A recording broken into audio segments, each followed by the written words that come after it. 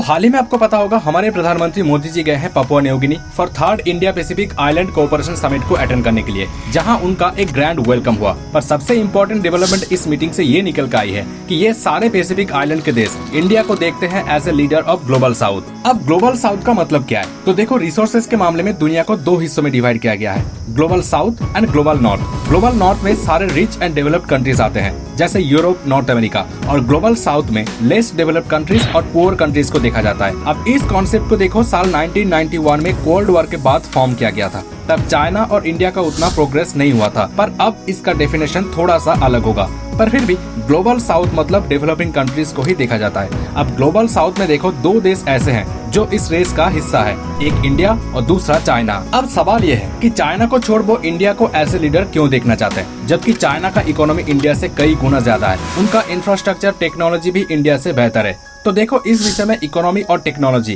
काम नहीं करता, यहाँ काम करता है रिलेशनशिप। पिछले कई सालों में चाइना ने अपना रेपुटेशन एज एग्रेसिव कंट्री के रूप में पेश किया है। इसके अलावा आज दुनिया को पता है चाइना का इकोनॉमिक हेल्प मतलब डेट ट्रैप। उनका रिलेशन आज यूएस के साथ भी कुछ ठीक ठाक नहीं है, जिसे ग्लोबल नॉर्थ का लीडर माना जाता है। और चाइना को अगर ग्लोबल साउथ का लीडर बना दिया जाए तो वो नॉर्थ के साथ रिलेशन आगे ले जाने के बजाय उल्टा बिगड़ के रख देगा। दूसरी ओर इंडिया के साथ ऐसा कोई भी प्रॉब्लम नहीं है, ना ही इंडिया एक एग्रेसिव कंट्री है और ना ही वो किसी देश को डेट ट्रैप में फंसाते हैं। और साथ ही आज के टाइम पे इंडिया का रिलेशन यूएस और यूरोप दोनों के साथ ही ठीक ठाक है। और मोदी जी का ये विजिट इसलिए इम्पोर्टेंट है क्योंकि चाइना बहुत कोशिश कर रहा है कि इस देश में उनका एक मिलिट्री बेस हो, जबकि सोलोमन आइलैंड के साथ उन्होंने लास्ट ईयर में ही एक सिक्योरिटी पैक्ट साइन कर चुके हैं। और इसीलिए चाइना के इस मूव को काउंटर करने के लिए यूएस ने भी पपुआ न्यू गिनी के साथ एक सिक्योरिटी टाई साइन किया है। और साथ में मोदी जी ने भी 12 point of action plan announcement करके आए हैं। जैसे फिजी में इंडिया 100 बेड्स की एक सुपर स्पेशलिटी हॉस्पिटल बनाएगा, पपुआ न्यू गिनी में IT and cyber security training hub,